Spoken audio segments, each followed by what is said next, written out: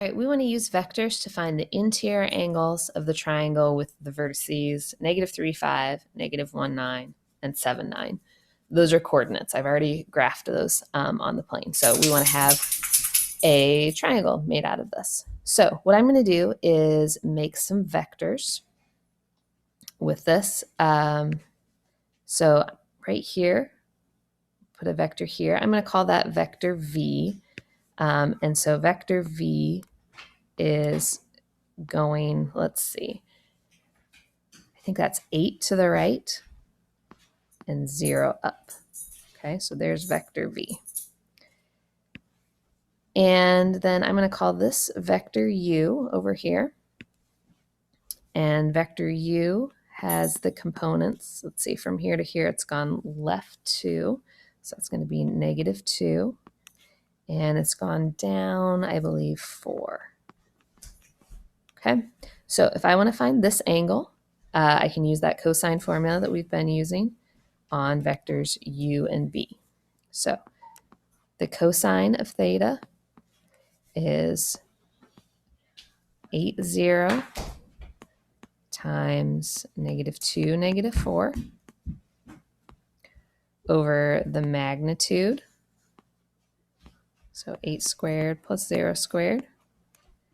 And the magnitude of the other vector, -2 squared and -4 squared. Okay, for the sake of space, oh my goodness, this is terrible handwriting.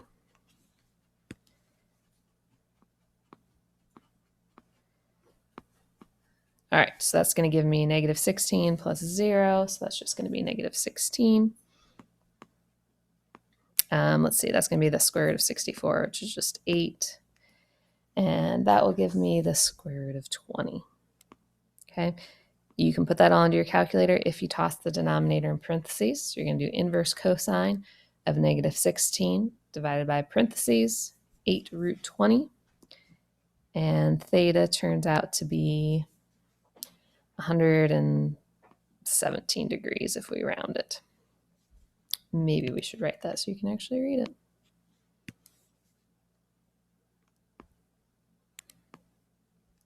All right. So that is that angle. So my next angle that I want to find is, let's find this one down here. Okay. So the first thing I want to do is find this vector. I'm going to call that vector W. So vector W is, let's see, we've gone right, I want to say 10. And up, I think if I count that correctly, it's 4. And I also want to use, so that was vector W here, and then I want to use this vector. Now, that is vector U, but it's going in the opposite direction because last time I looked at vector U going this way, and this time I'm looking at it going this way. So this time I need vector U in the opposite direction, which is going to be right 2 and up 4. So these are the two I'm using for my second angle. So I don't know where to put this, so I have room. We're going to do the cosine of that W times U over the magnitude of W times the magnitude of U. So when I multiply U, vector U times vector W, I think I get 36. Magnitude of U times the magnitude of W, I think I get 2320. So square root of 2320. Inverse cosine of that is going to be 42 degrees. And that will give it, that's this angle. And then to find that third angle, we're just going to add these two up and subtract from 180. So maybe we should label these. Our first angle is at, our second angle is at, and our third angle is going to be right around 23 degrees. Depends on how you rounded this thing. 21 degrees, I guess. Okay. All right. Last application problem.